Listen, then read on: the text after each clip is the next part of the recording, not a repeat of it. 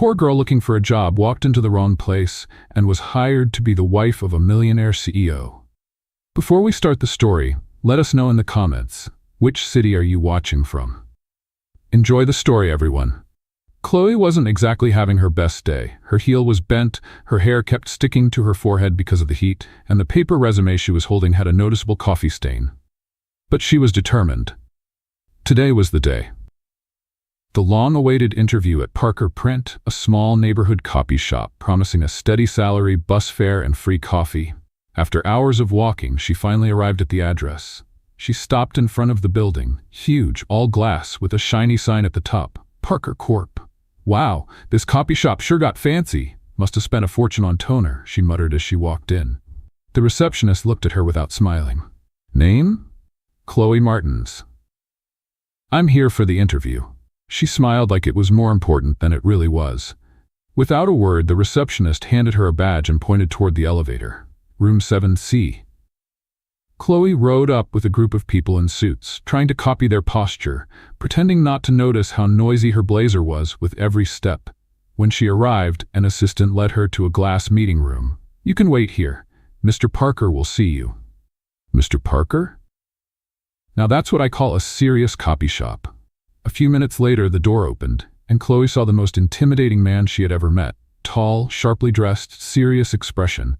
Definitely the Parker from the sign. He sat down across from her, still looking at his tablet. Name? Chloe Martins. Copy shop? He asked, raising an eyebrow at her resume.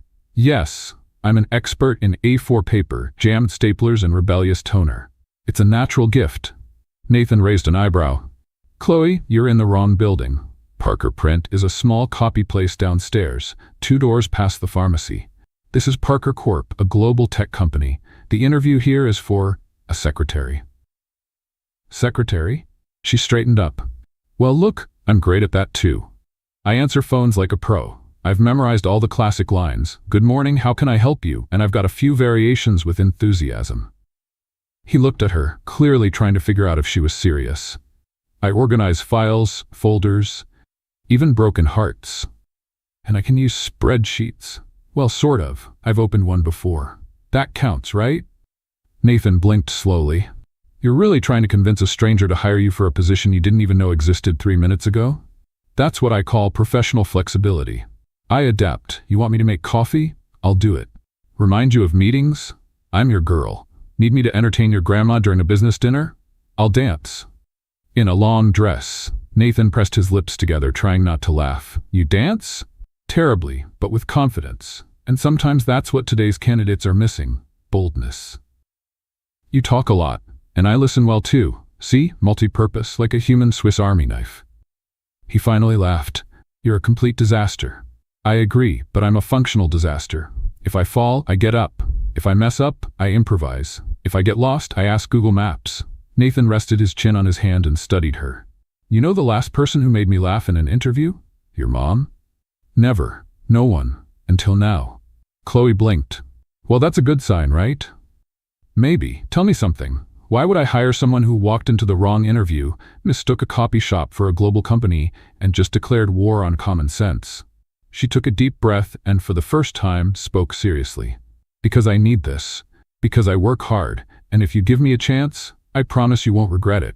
Or at least, you'll laugh a lot. Nathan stayed silent for a few seconds. Then he stood up. Start tomorrow, 8 a.m. What? Personal secretary. Office next to mine. There'll be lots of paper and coffee, so you're already in the right mood. But please, try not to embarrass me the first week. Chloe blinked, speechless. Are you serious? Very. And don't call me Mr. It's Nathan. Just Nathan. He walked out.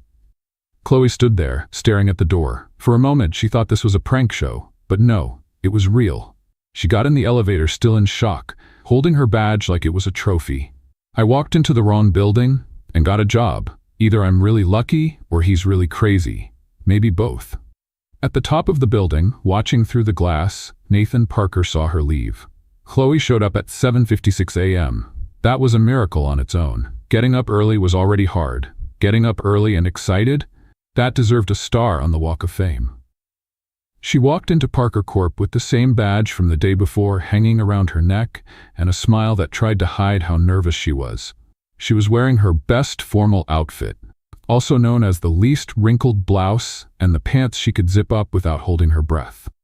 As she approached the front desk, the same receptionist from the day before gave her the same, "Are you serious?" look. Chloe just waved cheerfully. "Good morning. First day on the job, you can smile. I promise not to put toner in the wrong place. I mean, there's no toner here anyway, right?" She laughed to herself. The receptionist didn't. She headed up to the 17th floor like she'd been working there for years. The truth was, she was counting her steps just to keep from passing out from anxiety. When she got off the elevator, she was met by a woman who looked perfect. Clipboard in hand, high heels clicking down the hallway like an angry metronome. "You must be Chloe?" "That's me, the new secretary, officially hired by mistake, but ready to make it work." The woman raised an eyebrow but said nothing. "I'm Amanda, executive assistant. I'll show you your desk and the basics to keep you from getting fired on your first day." "Love the motivational tone. Very reassuring," Chloe said, already tripping over her own feet. Amanda didn't laugh. Maybe she had the same software as the receptionist. Chloe was led to a wide desk with a computer, phone, notepad, and a white mug that said, "Keep calm and schedule it." "This'll be your desk. Your job is to schedule, answer, organize, and keep Mr. Parker on time, which I should warn you is like trying to get a lion to do yoga." "Nice. I like a challenge. I once got a cat to take a bath. Needed 4 stitches, but he smelled great." Amanda gave a half smile. "If you can keep him out of chaos for a week, you win a prize." "What kind of prize?" "The right to keep your job." Chloe pretended to make a mental note, nodding seriously.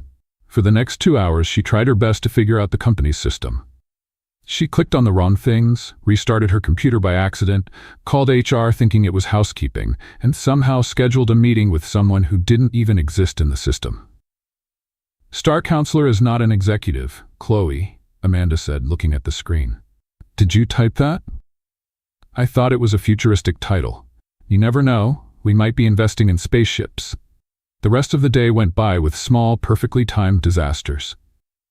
She dropped an entire box of paper clips on the carpet, mistook an executive for a coffee delivery guy, and stuck a post-it note on her forehead that said, "Important," while talking on the phone, a habit she picked up back when she used to deliver lunch boxes. Around 11, Nathan came out of his office with a curious look. "Are you sticking reminders to yourself?" Visual strategy. My brain sometimes ignores the screen, but it never ignores my own forehead. It's science. He leaned on the edge of her desk. "Have you caused any fires yet?" "Not yet. But the printer gave me a weird look 10 minutes ago. I'm watching it." Nathan chuckled quietly. "And the calls?" "Took 2. One was your grandma. She wants to know if you're eating well. The other was a woman who just said Nathan and hung up. I think it was an ex. Or maybe a future ex." "And what did you say?" "I told her Nathan was busy trying to look more friendly than he really is." Sounded accurate. Was I convincing? "Very?" Nathan walked back into his office, shaking his head. Amanda showed up right after. "You really said that on an anonymous call?" "I did. Thought it was bold. This is a corporation. You need to be more contained." "I can be contained. I just need a rubber band." At lunchtime, Chloe went down to the company cafeteria. The line was full of people in suits, serious looks on their faces, glued to their phones. She grabbed a plate and said to the server, "Hi there. I'll take the stress with tense sauce and a side of hopeless intern, please." The woman at the counter laughed for the first time that day. Chloe got her lunch and sat alone. Not by choice, but because everyone else looked too busy to even chew. That's when she heard a voice next to her. "Did you really say he looked like a Nathan trying to be friendly?" It was a guy with a tech vibe and a badge that said Eduardo. He sat next to her with an amused smile. "I did, and I haven't been fired, which honestly feels like a win." "I heard some chatter. You're the new secretary for Mr. Parker? The one hired by mistake and kept out of mercy?" "Yep, that's me. I like you already." "Everyone should. I'm a charming ball of chaos." By the end of the afternoon, Chloe managed to schedule all of the next day's meetings and only got 2 names mixed up. Amanda walked past her desk with a neutral expression. "You survived your first day. I'm surprised." "So am I. I thought someone would have packed me into a cardboard box before 3 o'clock. Mr. Parker wants to see you." Chloe's eyes widened. He wants to see me. Like, now? Like yesterday. Come on. She knocked on Nathan's door. He was sitting at his desk, reviewing spreadsheets. Chloe, he said without looking up. Tell me something. What exactly do you think a secretary is supposed to do? Easy. Handle what no one else wants to deal with. Remember what everyone else forgets, and smile while the world's on fire. I'm also good at holding elevator doors and pretending I understand technical terms. He looked up and folded his arms. You had a curious day. Define curious. Funny. Chaotic. Inefficient, but surprisingly functional. If that's a compliment, I'll take it. If it's a critique, I'll deny it till the end. Nathan gave a slight smile. You know what's even stranger? You also thought Parker Corp was a copy shop? No, it's that, despite everything, you did more than the last 3 people we hired for this job. Was that a compliment? Because my self-esteem just skyrocketed. It was, but don't get used to it. Go home, get some rest, and try not to show up tomorrow in a t-shirt that says Chaos Intern. Noted, but honestly, that's a great idea. On her way out, Chloe pressed the elevator button with pride. One day down, a boss who was mysteriously intrigued. A huge company that now had a secretary who danced for Roe badly and remembered birthdays with ease. On the way home, she called her mom. Mom, you're not going to believe it. I started today and I haven't been fired yet. Is that good? That's a miracle, Mom. A miracle with air conditioning. Later, Nathan was still staring at the desk where Chloe had worked all day. He saw the colorful sticky notes on the monitor. One of them read, "Don't forget to remember," he smiled. That girl's nuts. Nathan Parker was in his office, blinds half closed, reviewing reports on his tablet and nursing a mild headache. He just finished his second cup of coffee when his phone buzzed with the name that always made his shoulders tense. Grandma Dolores. He answered cautiously. Hi, Grandma. Don't give me that tired hi. It's noon, and I doubt you've eaten anything decent. Coffee doesn't feed a grown man, Nathan. And it doesn't hide dark circles either. Nathan sighed and leaned back in his chair. I'm fine, really. Just a busy day at the office. My time's what's running out, so I'll be direct. Since you can't seem to find someone on your own, I'll take care of it. I'm setting up some dates with nice girls. And this time you're going. No excuses, no disappearing at the last minute. Got it? Nathan felt a chill down his spine. Dolores Parker wasn't known for empty threats. Grandma, you don't have to. Yes, I do. It's about time you start a family. Most of my friends already have great-grandchildren. And what do I have? A grandson buried in spreadsheets who thinks holidays are a myth. Nathan rubbed his face. I know you worry, but it's not that simple. It is. You're the one who makes it complicated. I'm making calls today. One of them is my friend's daughter from church. She's a lawyer, plays piano and cooks. The full package. Mark your calendar, Friday at 7. And I'm thinking of 2 more names for next week. Grandma? No, Grandma. This is an ultimatum. You'll go on those dates, and if you don't, I'll come to that office and drag you out by the collar myself. The call ended without another word. Nathan stared at the black screen of his phone for a few seconds in total silence. That's when he heard someone humming outside the office. It sounded like a jingle from a cereal commercial. He got up and peeked through the blinds. Chloe was sitting at her desk on the phone with someone from the events team. Yes, of course. Mr. Parker will be available at 3. No, he doesn't bite. He just growls a little before lunch, but that's normal. She laughed. Yes, thank you. Talk soon. Nathan watched her for a few more seconds, and that's when the idea hit him. It wasn't just a practical solution. It was bold. And he hated to admit it, but it made sense. A few minutes later, Chloe was called into Nathan's office. You called for me? She said, standing in front of his desk, her name badge slightly crooked, with a smile that always seemed spontaneous. Close the door and have a seat, please. I need to talk to you about something, a little out of the ordinary. If it's about the email I sent that said, "Good morning" with 3 eyes, I can explain. I was just excited. No, that didn't bother me. Oh, then I'm nervous for nothing. Nathan laced his fingers together on the desk. My grandma wants me to get married, and now she's set on setting me up with women I've never even met. She already scheduled one for this Friday. And you brought me here to stop that from happening? Because if that's the case, I might need a more detailed plan. Actually, I was thinking of something more straightforward. I need you to pretend to be my girlfriend. Chloe's eyes widened. You want me to pretend we're dating? Just for a while. If my grandma thinks I'm in a serious relationship, she'll stop arranging these surprise dates. And why did you think I'd be the best person for this role? Because you're convincing and unexpected. No one would guess I'd fake a relationship with my brand new assistant. It'll look real. Chloe crossed her arms and looked at him. So you saw me humming in the hallway and thought, yeah, she's perfect to fool a sweet old lady? Something like that. And what's in it for me? A bonus, flexible hours, and job security while the deal lasts. She leaned back in her chair, thinking, this is a little crazy, but I might be just crazy enough to consider it. So tell me, how's this gonna work? Dinners, smiling in pictures at events, lovey-dovey glances in the elevator? Just enough to convince my grandma. No need to overdo it? So no dramatic kisses in front of the living room piano? Only if my grandma asks, and even then, I hope not.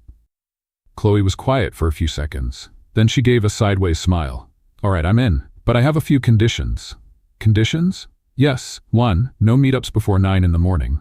2. If someone asks if I'm in love, I want to say you won me over with quarterly reports.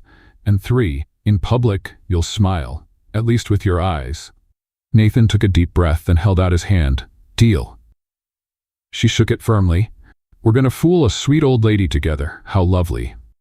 On Friday, Chloe got ready carefully. Nothing over the top. A simple dark blue dress, a loose bun, and a touch of soft lipstick. When she came downstairs, she saw Nathan waiting with the car out front. You look appropriate, he said, avoiding a compliment as usual. And you look exactly like always. CEO face, CEO outfit, and that expression like you've already planned dinner, breakfast, and lunch for Sunday in 2045. Shall we? Sure, I'm excited for my first dinner as the hired girlfriend. Can I say you snore? I don't snore. Denial is the first symptom. The Parker family home was in an upscale neighborhood, surrounded by neat trees and carefully designed gardens. Chloe felt like she'd stepped into a home design magazine. Dolores greeted them with a warm smile and a hug that was firmer than Chloe expected from someone over 80. Finally, a real young lady next to my grandson. I was starting to think he was made of ice. He's more like dry ice. Seems cold, but get too close and you're lost in a fog of confusion, Chloe said with a smile. Dolores laughed loudly. During dinner, Chloe was perfect. Polite, fun, honest. She talked about her childhood, her goals, even pretended to like economics books just to impress. Dolores seemed more and more charmed. You two make a lovely couple. Have you thought about making it official? She asked. Nathan choked on his wine. Chloe calmly smiled. We prefer to take things slow. But trust me, he's practically a husband already. Yesterday he asked if we had milk in the fridge, a clear sign of commitment. Dolores laughed again, patting Nathan's shoulder. Finally, someone who balances out your seriousness with a sense of humor. I like her. On the way back, the car was comfortably quiet. Your grandma is amazing and dangerous. She likes me a lot. I noticed. Congratulations, you're the first woman in 5 years to get a direct compliment from her. I feel like I won an invisible trophy. But Nathan? Yes? If we're keeping up this act, we need to get our story straight. How we met, our first kiss, that kind of thing. All right, we'll build a timeline. And if someone asks if we've slept together, you can say yes. Just skip the details. Chloe laughed. Details are my specialty. The next morning, Nathan walked into his office and found an envelope on his desk. Inside was a handwritten list titled Our Story, Official Version. We met at the office coffee shop. You offered me sugar. Our first conversation was about the weather. So romantic. You asked me to lunch a week later. I said yes, because you looked lonely and like you lived on protein bars. Our first kiss was in the elevator. I tripped. You caught me. Classic. We don't have nicknames for each other yet, but if anyone asks, you call me Chloe and I'll call you Mr. Grumpy. Nathan smiled without realizing it. He picked up a pen and wrote at the bottom. And if they ask how I feel about you, I'll say, she makes me laugh. And for me, that means a lot. Chloe never saw the note, but if she had, she would have been surprised by how much honesty was hiding behind all that formality. Nathan was still holding the list when he heard 3 quick knocks at his office door. Excuse me. Chloe's voice came in before he could answer. She stepped in holding 2 mugs. I brought coffee. One with sugar, one without. I can't remember which one you prefer, so pick fast. If it's the wrong one, pretend it's fine and pretend you forgive me. Nathan quietly lowered the piece of paper and picked the mug on the right. No sugar. You got it right. Great. That counts as bonus points in our imaginary relationship. She smiled, and just before she walked out, Nathan said, "Chloe, I think it's time we take the next step." She froze. "You mean the next step in our act, right? Because if it's in real life, I'm gonna need to sit down." "In the act, but something important. My grandmother could show up any time now, and, well, she'll expect us to be living together as a couple." "Living together, as in moving in together?" Nathan nodded, setting his mug down on the desk. "That's right. You'll need to move into my apartment, just for now." "Are you serious?"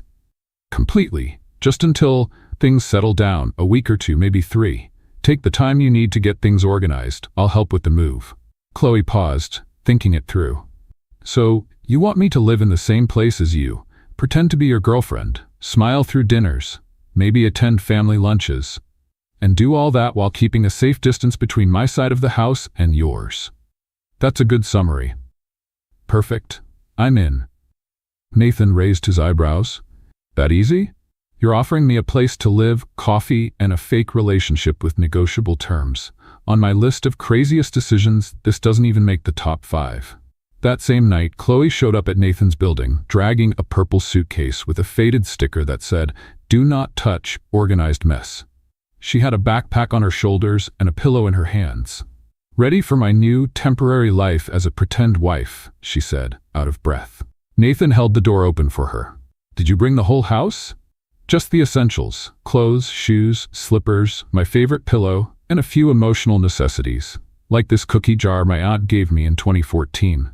Nathan's apartment was exactly how she imagined it. Quiet, clean, stylish, and way too organized. Everything looked like it had been measured with a ruler.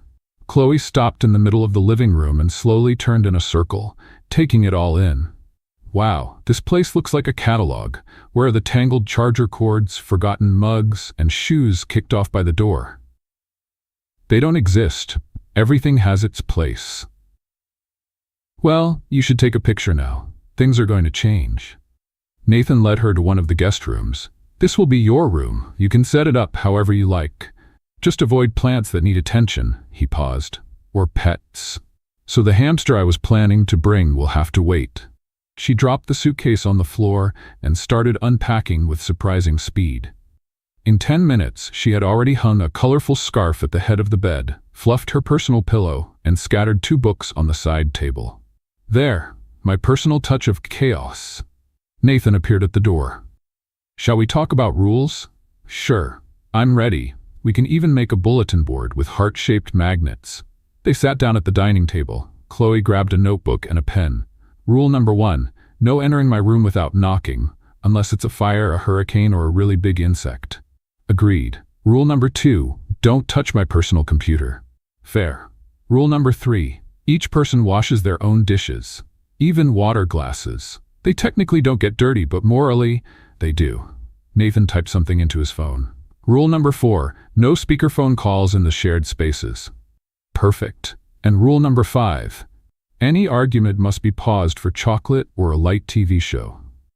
They looked at each other, almost smiling. "We're being very reasonable," said Chloe. "It's still the first day," Nathan replied. Later that evening, after a simple dinner Nathan had made, scrambled eggs and avocado toast, the two of them were watching a comedy show in the living room. Chloe sat cross-legged on the couch, holding a cushion. "You actually laugh at this?" she asked, laughing on her own. "Not as much as you," Nathan said, holding back a smile. "Is your sense of humor on mute?" "It's in observation mode. You're expressive enough for both of us." She picked up a cushion and pretended to throw it at him, but stopped. "I don't trust you enough yet to risk starting a pillow fight." Nathan stood up. "Tomorrow we have a meeting with the development team at 9, and my grandmother might call." "Want me to answer?" "Only if you want to become the family favorite for good." Tempting. Late that night, Chloe was tossing and turning in bed. The mattress was comfortable, but the silence was too much. She was used to the noise of her old neighborhood. Cars passing, neighbors arguing, a dog barking at nothing. Here, Everything was quiet and new. Let's play a little game with those who only read the comments. Type pizza in the comments. Only the ones who made it this far will get it. Now, back to the story. She got up and walked to the kitchen. Nathan was sitting in the dark, holding a mug of tea. "Can't sleep?" she asked, gently turning on the light. "I usually stay up late." "Me too. But tonight, I think it's the bed being too quiet, and the lamp not making noise, and the fact that I'm living with a man I've known for 4 days. Nathan motioned to the chair beside him. She sat down. "You're very calm about all this," Chloe said. "I've been through trickier situations, and you seem trustworthy." "Wow, that might be the nicest thing you've said since we met." "Don't get used to it." "I never get used to nice things. They usually come with hard tasks." They sat in silence for a moment. Then Chloe asked, "What if your grandmother decides to drop by unannounced?" "She will. It's just a matter of time. Then we need to look convincing. Photos together, a toothbrush of mine in your bathroom, maybe even a pair of shoes by the door." "Already planning the mess?" "Strategic mess. It's part of the plan." "Fine, but don't call me honey in front of her. And you don't call me darling, unless the situation demands it." Chloe smiled. "All right, now go back to bed. We have a routine to pretend tomorrow." In the morning, Chloe woke to the sound of Nathan's alarm coming from the other room. She got dressed quickly, tied her hair up, and walked into the kitchen.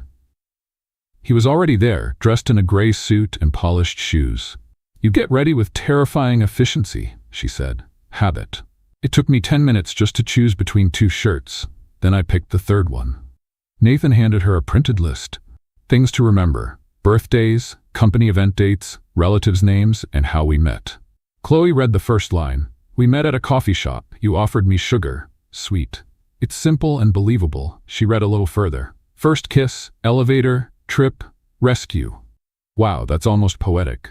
Does it work? It works. But I want an appendix with backup romantic lines. Something like, "Since I met you, coffee tastes sweeter." Nathan looked at her. "Don't ever say that. Ever. It's just an example." She grabbed her purse and walked to the door. "Shall we?" Nathan checked the time. "We have 7 minutes." "Great. Just enough time for me to practice my loving gaze in the elevator mirror." "Don't overdo it. You tend to be dramatic." Chloe rode the elevator with him, both quiet for a few floors. "Nathan?" "Yes?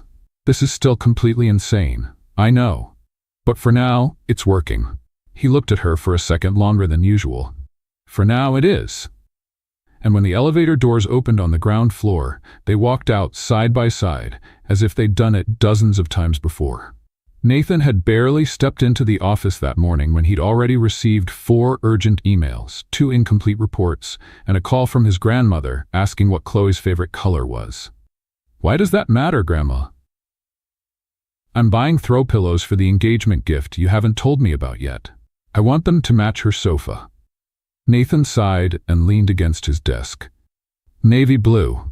Will that do?" "Perfect. Just don't show up with a cheap engagement ring. I've sent you some options by email." He hung up and looked at the door. At that exact moment, Chloe walked in with her purse over her shoulder and a box of donuts in her hands. "I thought today was a good day to start with some sugar," she said, smiling. "Unless there's a diamond ring inside that box, you're not solving my problems," he replied, taking a donut. "Wow. We're optimistic this morning. What happened?" "My grandmother called. Wants to know your favorite color so she can buy throw pillows. And apparently she's planning our engagement on her own." "Great. At least someone in this relationship is putting in the effort." Chloe sat at the table and pulled a folder with the day's schedule from her bag. "Today you have a meeting with the legal department at 10, then a presentation with the marketing team, and," she turned the page, "a dinner with investors at 7. And yes, it's listed as a social event. They want to meet the couple." Nathan frowned. "Who confirmed us as a couple?" "I did. You were too busy yesterday and we needed to reply, and since we're pretending to be in a relationship, I figured social events were part of the deal." He took a deep breath but didn't argue. "All right, but I want to go over a few ground rules before then. No jokes about my childhood, no mentioning my snoring, and please don't bring up the time I spilled coffee in the elevator. You turned as red as a tomato that day. It was adorable." "Let's not emphasize that." "Okay, I'll be the perfect, charming, quietly in love character." Quiet? Okay, moderately quiet. That afternoon, as they left a meeting with the logistics team, Chloe pressed the elevator button eagerly. I bet we'll get it empty. I like the quiet and the soft music. Makes me feel like I'm in a spy movie. Nathan raised an eyebrow. You make up stories in elevators? Of course. I've been abducted by aliens in one, confessed love to my archenemy in another, and once fought off a killer clown in my mind. That explains a lot about your behavior. The elevator doors opened, and they stepped in alone. Chloe leaned against the wall. If this were a movie, this would be the moment when the tension between the characters builds. They look at each other in silence, the music swells, and then she stopped when she saw Nathan cross his arms and chuckle softly. You really believe that? Of course. Every good story has its elevator moment. It's where everything changes. Nathan was quiet for a few seconds. Then, with a more serious look, he asked, what if we're in that story, and the elevator isn't just a setting, but part of the turning point? Chloe raised an eyebrow, curious. That was kind of poetic coming from you. Just a thought. The elevator stopped on the 12th floor, and a group of employees stepped in, breaking the mood. Chloe whispered, if background music starts now, I'm going to laugh. Nathan didn't respond, but the corner of his mouth curved slightly. After work, Chloe went back to her apartment to get ready for the dinner. She chose an elegant but simple dress and styled her hair in a classic way. Nathan, as always, was already dressed, looking sharp in his dark suit. Nervous? He asked when he saw her walk into the room. A little. I'm still not sure if I'm your secretary, fake girlfriend, or emotional crime partner. For tonight, just act like someone who enjoys teasing me. I'm very good at that. The restaurant was reserved, elegant, with soft lighting and waiters who looked like they walked out of a perfume commercial. Nathan greeted the investors warmly, and Chloe followed the plan perfectly. This is my girlfriend, Chloe, he said, introducing her with ease. She offered a warm smile and a handshake. Nice to meet you. Nathan told me a lot about this dinner. I hope it was something good, one of the investors said with a smile. He said, you're the only ones who make him more nervous than his own grandmother, which is a compliment, believe me. Everyone laughed, including Nathan, who shook his head slightly in mock disapproval. The dinner went on with conversations about business, travel, favorite foods, and even a brief discussion about wine. Chloe moved through all the topics with ease. Her quick thinking and relaxed humor even won over the more serious guests. So Chloe, what do you do when you're not winning over our friend here? One of the guests asked. Chloe pretended to think.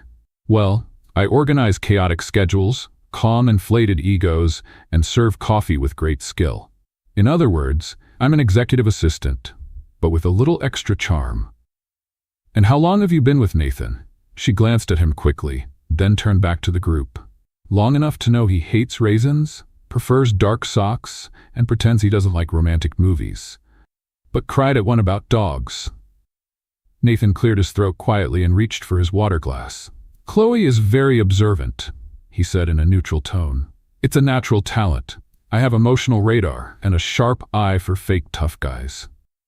The group laughed again, and even though Nathan tried to keep a professional face, he couldn't hide how impressed he was. On the way back to the car, the two walked in silence. Chloe looked at the busy street with a small smile on her lips. They liked me, she said. You did well. Was that a compliment? It was just a fact. She looked at him. You did well too, less grumpy than usual. Almost friendly. I was under pressure. I couldn't blow our cover. Right. And when you defended me from that joke about my music taste, that was an automatic reaction. You've been having a lot of automatic reactions lately. You'll end up getting used to me. Nathan didn't answer. He just looked out the window for a few seconds. Chloe? Yes? Doesn't this bother you? What do you mean? All of this, pretending, being here, having your routine disrupted by me. She thought for a moment before answering. It's strange, but it's the good kind of strange. I feel like, for the first time in a long while, I'm part of something. Even if it's something unlikely and a little crazy. Nathan stayed quiet. There was a sincerity in her words that he wasn't ready to take in. Back at the apartment, Chloe went straight to her room. She took off her shoes, sat on the bed, and let out a deep breath. It had been a good day. Intense, but good. In the living room, Nathan was looking at the paper she had left a few days earlier, the official story list. He picked up a pen and added a line. 8. She can turn a boring dinner into something memorable. Later, Chloe walked into the kitchen for some water and found Nathan making tea. Still up? Yes. Want some? She nodded and sat at the counter. You know what's funny? She said. I feel more at ease here than I have at home in months. Nathan looked at her closely.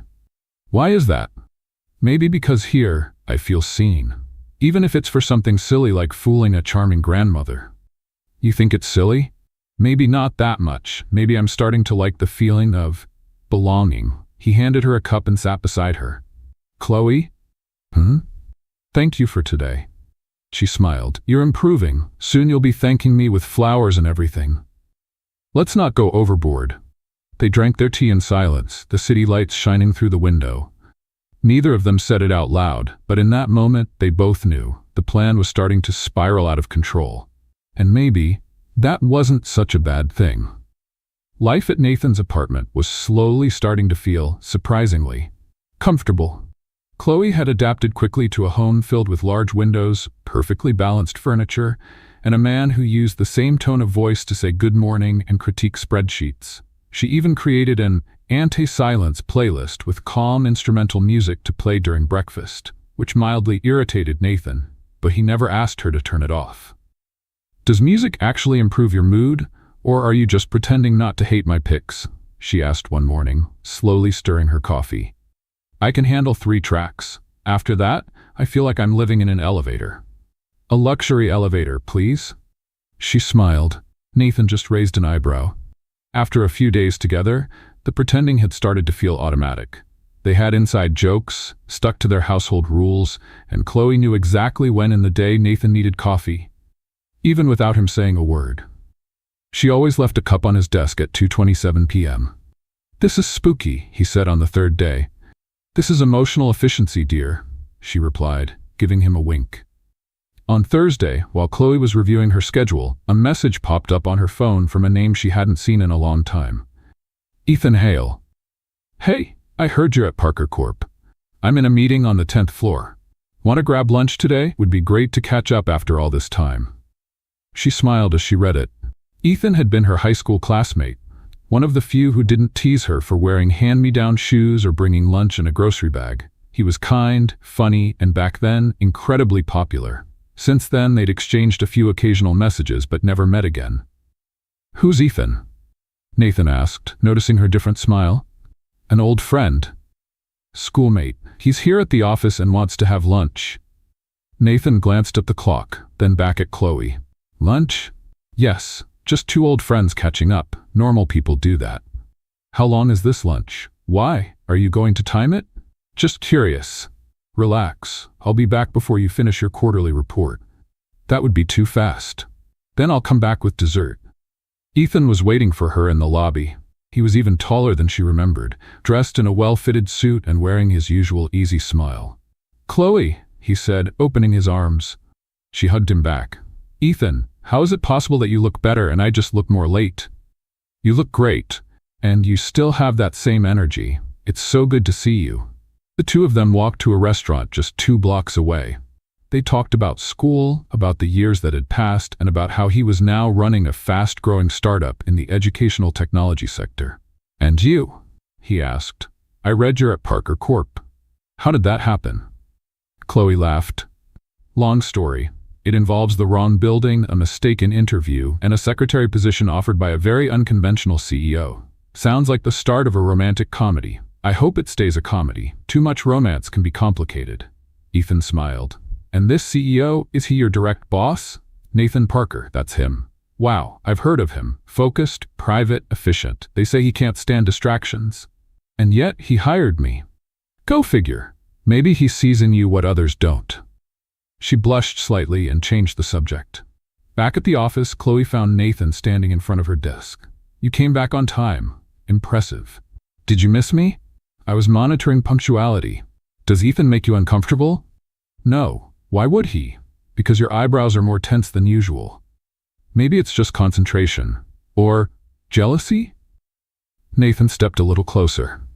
Chloe, this is just a contract. She smiled but didn't answer. By the end of the day, Nathan was still uneasy. He wouldn't admit it under pressure, but something about the way Chloe talked about Ethan bothered him more than he wanted to admit. Meanwhile, Chloe was typing something on her computer with headphones on.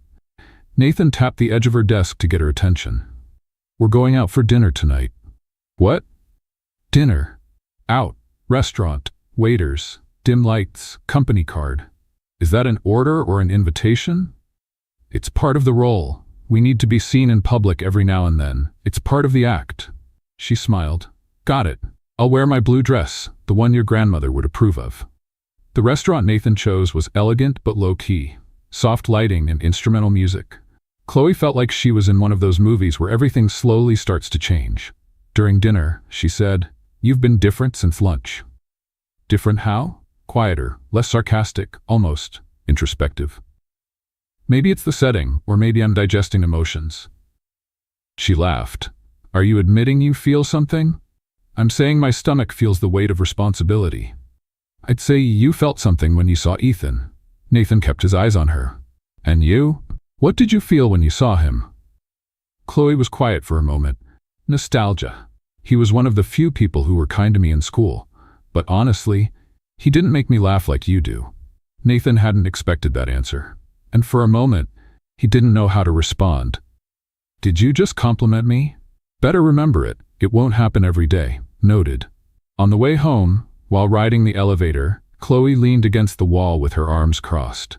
"You know you act strange when you're jealous?" "I wasn't jealous." "Of course not. You just answered 3 times more bluntly than usual and suggested a last-minute dinner like you were trying to buy my attention." Nathan looked at her. "You're really good at reading people. Only the ones who try hard to hide how they feel." He took a deep breath. "Chloe, this isn't part of the plan." "What exactly?" "Feelings. Jealousy. Confusion." "I know, but we're human, and humans complicate even the simplest things." The elevator reached their floor. They walked out without saying another word. Later that night, back home, Nathan walked into the kitchen and found Chloe sitting at the counter, eating cereal straight from the box. "Too early for breakfast, too late for dinner," he said. "It's the meal of emotional confusion. It fits the mood." He poured himself a glass of water and leaned against the counter. "About today?" "It's okay," she cut in. "I get it. We're just pretending." "Chloe." She stood up. "I know the plan was simple, but life never is. And look, I'm willing to keep pretending, but don't ask me to ignore that it's starting to feel more real every day." Nathan watched her for a long moment. "I didn't want you to get hurt." "What if it's you who ends up hurt?" She gave a half smile and walked out of the kitchen, leaving Nathan alone, with more questions than answers. In her room, Chloe lay down hugging a pillow. For the first time, she couldn't tell the difference between what was pretend and what was starting to feel real. And on the other side of the wall, Nathan couldn't sleep either. They were pretending. But deep down, they both knew. This was no longer just an agreement. It was becoming something neither of them had planned for. It was a Friday night, and the Parker Corp building was almost completely dark. Most departments had wrapped up for the day. The elevators made less noise, and silence filled the hallways. Except for one room where the light was still on. Nathan was at his desk, tie loosened, going over a detailed report on expansion investments. It was already past 8, but the pile of documents kept growing instead of shrinking. He took another sip of cold coffee and rubbed his face. Chloe appeared at the door with a glass of juice and a chocolate bar in her hand. "Nighttime intervention," she said, handing him the juice. "No one's productive with bags under their eyes that big." Nathan took it without protest. "You're still here? Someone has to make sure you eat something that's not just caffeine. Besides, I'm reviewing the contracts for Monday's event. And honestly, it's easier to work at night when no one's asking me to resend the same email for the 4th time. You don't have to stay." "I know, but it's better than overthinking. Sometimes a quiet mind is louder than a crowded room." Nathan looked at her more closely. "You okay?" Chloe hesitated, then sat down in the chair across from his desk. "Remember Ethan? My friend from school? How could I forget? He messaged me today, said he wanted to see me again. But I started wondering if that would be the right thing. Not because he's not a good guy. He is. But I just couldn't get excited about it." and I think I know why. Nathan didn't say anything, he just listened. This thing between us, this crazy agreement, it's affecting me more than it should. I can't just ignore how I feel when I'm around you. The room fell silent for a moment. Nathan put down his pen and leaned forward, arms resting on the desk, looking straight at Chloe. Chloe? I know what you're going to say, that it's just a deal, that this is all an act, that we have rules. She gave a small, sad smile. But real life doesn't follow a script, and even when everything's fake, sometimes, the feelings are real. Nathan took a deep breath.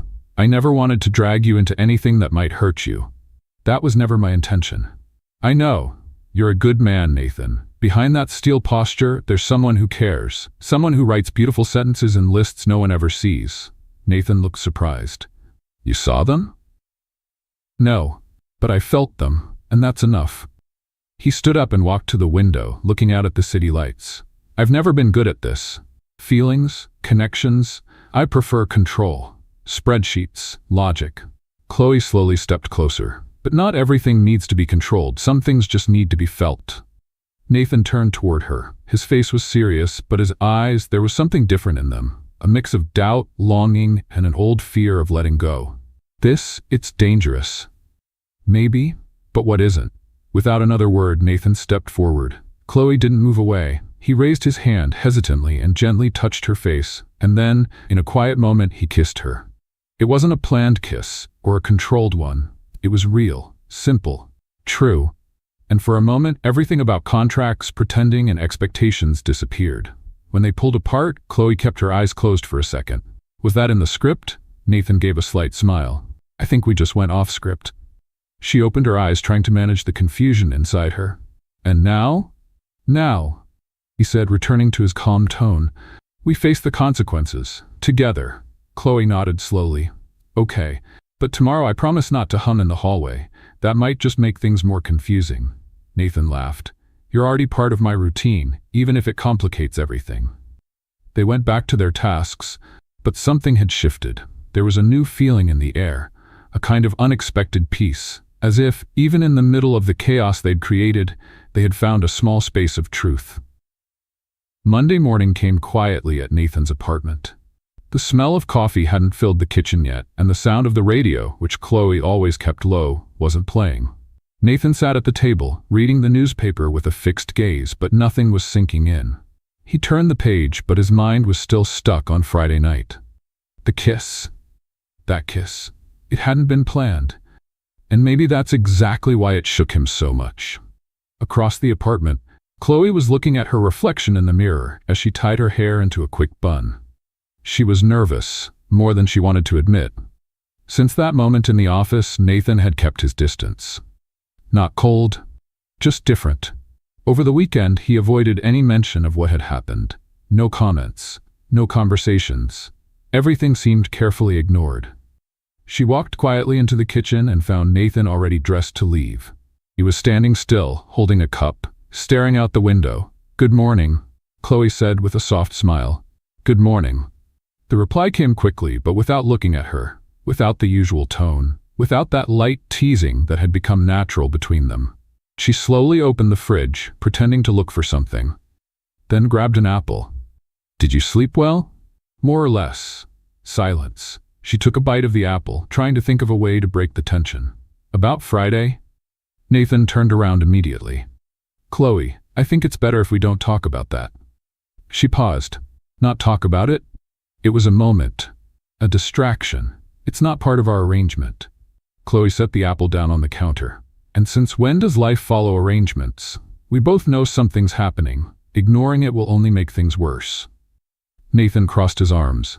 I need this to stay simple. Simple? She gave a humorless laugh. You brought me into your apartment, asked me to pretend to be your girlfriend, involved me with your grandmother, your coworkers, your life. And now you want everything to stay. Simple? I didn't want this. I didn't expect to feel anything. Neither did I. But feeling something isn't a mistake, Nathan. He was silent for a few seconds, then spoke more softly. I feel like I'm starting to lose control, and that's dangerous. Chloe stepped closer, her eyes steady. Maybe that's the problem. You're so used to controlling everything, you forgot what it's like to just live. Nathan took a deep breath. I think this has gone too far. The words landed heavy between them. What are you saying? That maybe we should stop, the act, the agreement, all of it. Chloe felt a tightness in her chest. So you want me to leave? I think it's what's best for both of us. She nodded, trying to keep her dignity. Of course, it's fine, I understand. Nathan looked at her for a moment, as if waiting for something. But Chloe simply turned and walked out of the room. 2 hours later, Chloe had packed her things. The purple suitcase was back in the living room, along with her pillow and the box of cookies. She walked through the apartment calmly, though everything inside her ached. On the kitchen table, she left an envelope with what she called an emotional receipt. Inside, a simple note. It was a good lie, so good that for a moment, I believed it. Take care of your grandmother, and of yourself too. Nathan found the note later that night. He read it once, twice, 3 times, then placed it in the drawer next to the list Chloe had written at the beginning of it all. The next few days passed slowly. Chloe returned to her small apartment, back to her modest routine, far from the bright halls of Parker Corp. She kept working, now remotely. Nathan had kept her on, but with distance. Formal emails, cold messages, and she also avoided any attempt to get closer. You seem quiet, her friend Megan said during lunch on Saturday. I'm just trying to clear my head. That has a name, Chloe. It's called disappointment. It wasn't disappointment. It was an illusion. The problem is, it felt so real. Megan held her hand. Maybe it was real, but sometimes people just don't know how to handle what they feel. Chloe gave a sad smile. And sometimes they just prefer not to feel at all. At Parker Corp, Nathan kept up his usual routine. But he was different. Quieter, more serious than usual, which was saying something. Amanda noticed first, then the others. He turned down lunch invitations, ended meetings early, and avoided any mention of Chloe. But inside his drawer, her notes remained, untouched. On Friday, Dolores called. So, how are things with Chloe? Nathan hesitated. It's over. Silence on the other end. You're saying that with the same cold tone you used to talk about quarterly numbers, Nathan? It was for the best? For who? Nathan didn't know what to say. You know what I miss, Nathan? What? When you were a little boy and you cried when a toy broke, because you really cried. No shame. Now, you break everything inside yourself and just go quiet. Nathan swallowed hard. I have to go, Grandma. Of course, but think about what you're losing, and if not for yourself, think of her. She looked alive when she was with you, and you looked human when you were with her. Let's play a game for those who read only the comments. Type Coca-Cola in the comments. Only those who made it this far will understand. Now, let's get back to the story. That night, Nathan sat alone in his apartment. Same couch, same lighting, same things in place. But something was missing. A sound, a smile. A voice that used to fill the silence with absurd comments and simple truths. He looked at his phone several times, typed messages, deleted them, rewrote, gave up. For the first time, the man who controlled everything didn't know how to fix what had been broken. And for the first time, Chloe wondered if what they had built, even if it started as a lie, wasn't, deep down, the truest thing she had ever felt. Chloe's apartment was small, but that Monday morning, it seemed a bit brighter. Maybe it was the sunlight coming through the window, or maybe the fresh coffee she had made herself. Or maybe, for the first time in days, she felt like she was standing on her own 2 feet again. She was finishing up reviewing her resume when she got a message from Ethan. The position in the communications department just opened up. They're looking for someone creative and proactive. Do you have time to talk today? Chloe smiled. Creative and proactive? I've got plenty of that, she murmured to herself. Ever since she had left Nathan's apartment, she'd been trying not to fall into the emptiness that was left behind. Yes, it still hurt. Yes, there were still nights when she reopened the note she had left for him, wondering if he'd even read it. But now, she knew she couldn't stop there. She put on her best light blue blouse, tied her hair back with a firm elastic, and popped in her headphones to boost her mood on the way. This time, it was for her. At Ethan's office, a fast-growing startup, the environment was light, modern, and completely different from the seriousness of Parker Corp. There were colorful paintings, plants everywhere, and even a shelf full of books on creativity and innovation. Ethan greeted her with a warm hug. You came. I'm glad. I needed a change of atmosphere, and the energy here is different. That's because we work with purpose. We want people who think outside the box. And you, Chloe, were never inside it. She laughed, surprised by the compliment. Is that a good thing? It's essential. They talked for almost an hour. Ethan explained the projects in progress, the challenges of the field, and especially how she could contribute fresh ideas, particularly in communications and social campaigns. I'm offering you a trial, a real chance, no pretending. Do you accept? Chloe extended her hand, confident. I accept. Over the next few weeks, Chloe threw herself into the new job. She created content, organized campaigns, led meetings. Her energy was contagious. For the first time, she was truly heard. Her ideas were taken seriously.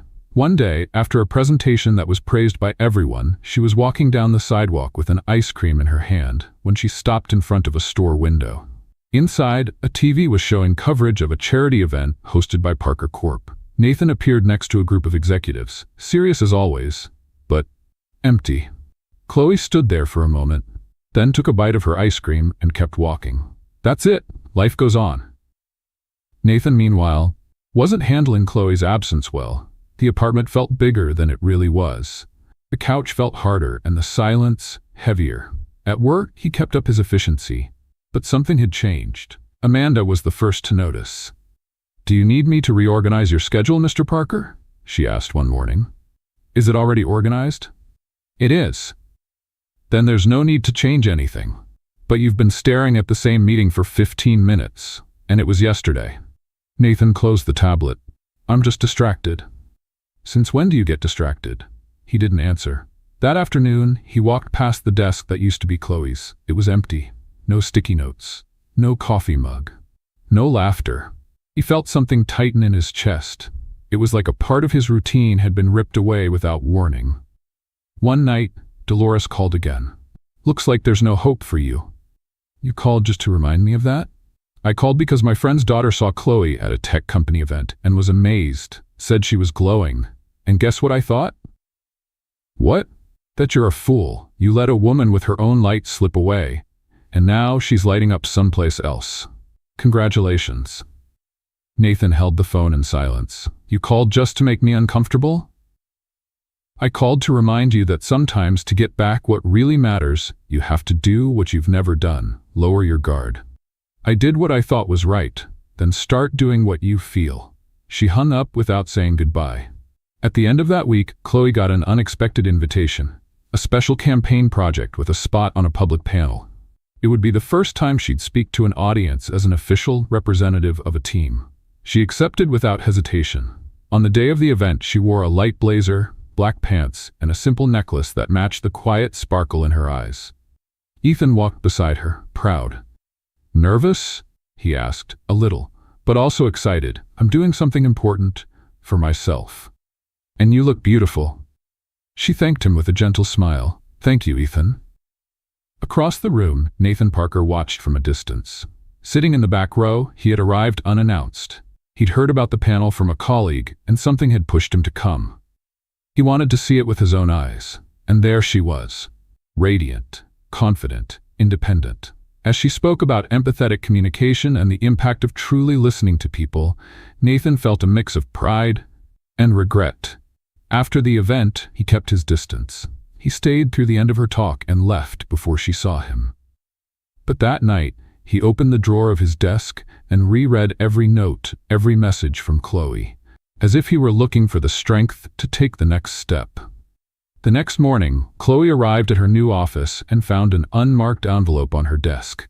Inside was just one note, written in the handwriting she knew so well. Some people only realize the value of light after spending too long in the dark. Thank you for bringing light into my life.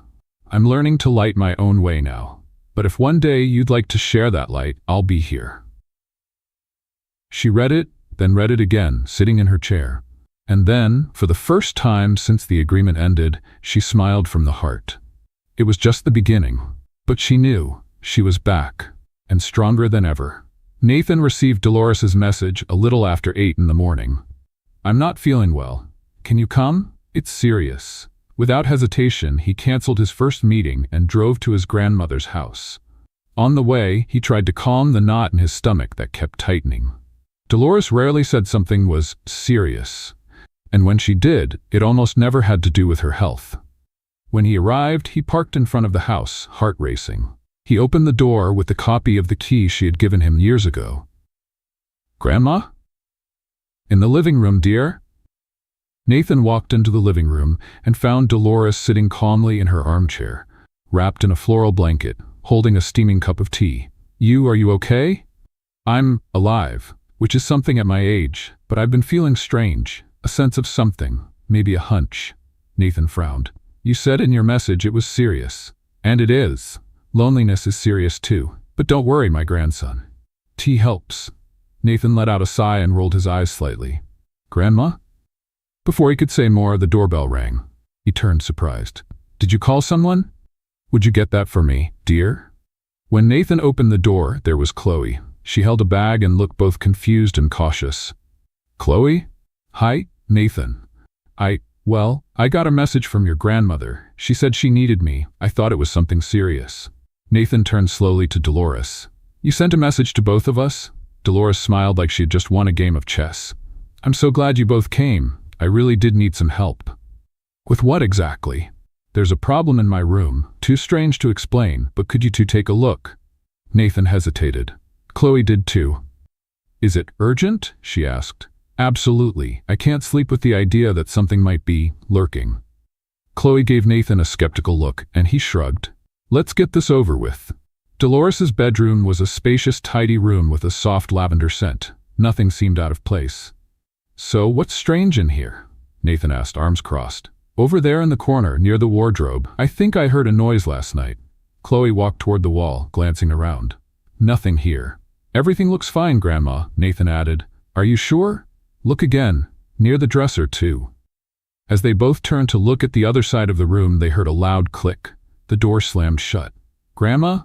Nathan called. From outside, Dolores's voice came through clearly. "Oh dear, the lock jammed." Nathan ran to the door and turned the handle. Nothing. "Grandma, did you lock us in here?" "No, the lock's been touchy. Must have stuck again. But don't worry, the locksmith will be here tomorrow morning. Just sleep there for the night. The mattress is comfortable." "Dolores," Chloe said, stunned. "Good night, children," the old woman said, far too cheerful for someone who had urgently asked for help. Nathan leaned his forehead against the door for a second. "We've been tricked." "With style," Chloe added. The room was way too quiet. Chloe sat on the edge of the bed and looked around. "Well, at least we have pillows. And only one bed. You can sleep on the floor. Of course, my punishment for trusting my grandmother. Or mine, for bringing cookies, thinking this was a recovery visit." Nathan grabbed a pillow and a blanket and laid down on the carpet beside the bed. "This floor feels like it has invisible thorns. Just imagine if you'd brought your orthopedic mattress. By now, you'd be demanding emotional compensation. Go ahead and laugh, but my back is a national treasure."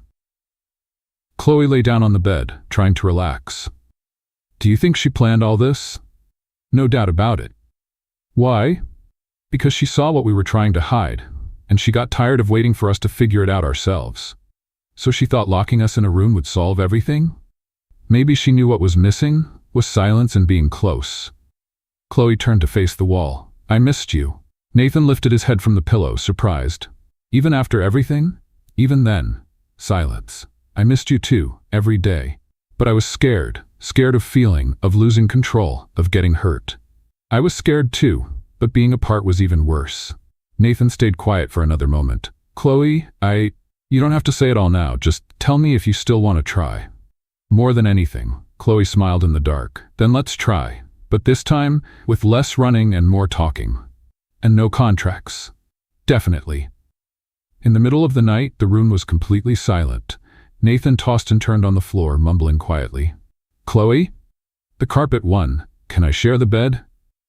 "As long as you stay on your side. No crossing the pillow border." "I promise." He got up, gently lay down on the edge of the bed, and pulled a corner of the blanket over him.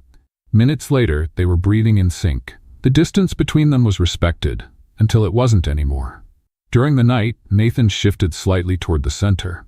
Chloe, fast asleep, moved too. As the sun started to peek through the window, they lay side by side, shoulder to shoulder, as if nothing had ever come between them.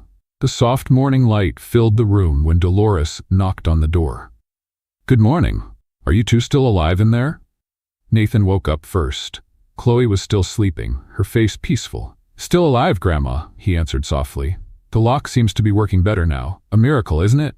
"A miracle or a setup?" "A little of both." Outside, Dolores smiled.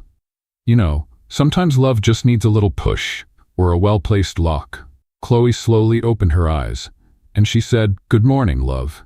Nathan looked at her, took her hand, and kissed the tips of her fingers. "Good morning." Chloe smiled, still half asleep.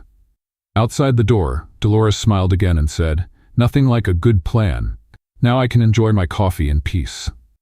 3 weeks had passed since the night Dolores had accidentally locked Nathan and Chloe in the room. Since then, everything between them had taken on a lighter, more genuine rhythm. No masks, no contract. Just two hearts learning to move at the same pace, stumbling now and then, but always laughing when it happened. Nathan was no longer the man who had to control even the way books were arranged on a shelf. And Chloe no longer needed to prove to herself that she was worthy of love. The two of them had learned, through experience, that the most genuine feelings don't always follow logic, but they always make sense. That Saturday morning, the sun shone over Manhattan, and a light breeze played with the curtains in Nathan's apartment, which now was Chloe's too. Or, as she liked to call it, our neutral zone with a tendency toward messiness. Nathan was in the kitchen, slicing fruit with near-surgical precision when Chloe walked in, her hair up in a loose bun and wearing one of his t-shirts, as usual. "I like watching you with knives. It adds a dangerous charm to your image," she said, grabbing a strawberry from the bowl. "And I like seeing you in my t-shirts, though I may never find half of them again. They're keepsakes now. Sentimental items, extremely high emotional value." Nathan laughed, then looked at her for a moment in silence. "Have you ever noticed the apartment feels bigger when you're here?" Was that supposed to be a compliment? It was a poetic observation. "I'll take it, but only because I'm hungry." After breakfast, Nathan disappeared for a few minutes. Chloe found it odd, but didn't worry. She was finishing up some emails for a volunteer project when he called her from the balcony. "Chloe?" She approached with a bit of suspicion. "What is it?" When she stepped onto the balcony, she saw a small table covered with a white cloth. In the center, a blue box with a gold ribbon. All around it, photos of the two of them. In the elevator, at the dinner with the investors, at Dolores's house, even from the first time she walked into the company, wearing a badge that wasn't hers. What is this? It's a conversation, and maybe a plan. Nathan pulled out the chair for her, then sat beside her. "When you walked into my office for the first time, I thought it was just a mistake, and it was. But it was the most wonderful mistake that ever happened to me. You shook up my routine, challenged me, made me laugh, and just when I thought I could keep everything under control, you showed me that loving someone means willingly letting go of control." Chloe's eyes were already full of tears. "I never imagined that walking into the wrong building would lead me to the right place. I just wanted a job, but I found someone who saw more in me than a wrinkled resume." Nathan took out the little box and got down on one knee. "Chloe Martins, will you be my wife, my partner, my daily dose of chaos, and the reason I'll laugh forever?" She covered her mouth with her hand. "That was the most beautiful, most unexpected, and most you proposal I could imagine. So, of course I will, you wonderfully grumpy man." Nathan slid the ring onto her finger and pulled her into a tight hug. Then he kissed her like all the kisses in the world had been saved for that one moment. "I love you," he whispered. "I love you too. And now, officially, you're stuck with me. No exceptions." The wedding was set for 2 months later. Chloe wanted something small, intimate, but full of meaning. Nathan only had one request, that it be outdoors, and that Dolores be sitting in the front row. And she was, wearing a pink hat, dark sunglasses, and fanning herself like royalty. Part of the healing process. "I can't remember the last time I went to a wedding this lovely," she whispered to Amanda, who was smiling beside her. "Maybe it's because this one feels more real than any other. Or because I planned the whole thing from the start," Dolores replied, her eyes sparkling. The ceremony took place in a garden on a property just outside the city, surrounded by white flowers, string lights hanging from trees, and smiles everywhere. Chloe walked down the aisle arm in arm with her mother, wearing a soft, flowing dress with delicate details on the shoulders. Nathan stood at the altar, his eyes locked on hers as if nothing else existed. As she approached, he took her hand and said, "You look exactly how I imagined, ever since the day you told me you could dance in a long dress." She laughed, holding back tears. "And you look almost friendly. I'm a little suspicious." During their vows, Chloe took a deep breath and began. "I've never been the type to make perfect plans. My life has always been full of surprises, improvisation, and missteps. But out of all the mistakes I've made, the best one was walking into the wrong building. Because that's where I found you. And now, more than loving you, I admire who you are. I want to be the person who reminds you every day that you can smile more, complain less, and live with lightness." Nathan smiled, his eyes shining. "And I've never been one to show emotions. I spent my life trying to stay in control. But you taught me that love is the complete opposite. It's free, light, messy. It's laughing in the middle of an argument. It's hidden chocolate in a drawer. It's loud music in the morning.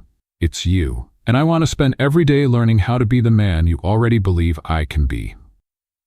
The guests stood and applauded. Dolores wiped her tears with a linen napkin. After the "I do" and the official kiss, Chloe whispered in Nathan's ear, "Now it's official. You're mine forever. And you're my favorite kind of chaos." The reception was filled with unforgettable moments. Chloe danced with Nathan to a soft song, tripping twice, which only made it more beautiful. Amanda gave a heartfelt speech about second chances. Ethan showed up as a surprise, bringing a symbolic gift, a little notebook with the words, "Great stories start with small detours." As night fell and the party lights grew brighter, Chloe and Nathan walked into the garden, just the two of them for a few quiet minutes. They sat on a bench, watching the guests from a distance. "Are you happy?" he asked. "More than I ever thought I'd be." "And you?" "You make me happy. It's that simple." They kissed under the garden lights, with the world celebrating around them. But in their hearts, there was silence, peace, and the certainty that they were exactly where they were meant to be.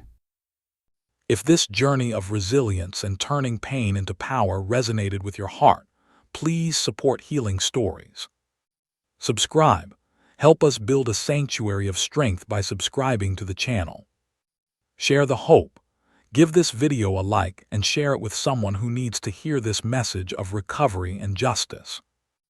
Your support allows us to continue sharing powerful narratives of overcoming trauma and finding peace. Subscribe to Healing Stories and be part of the change.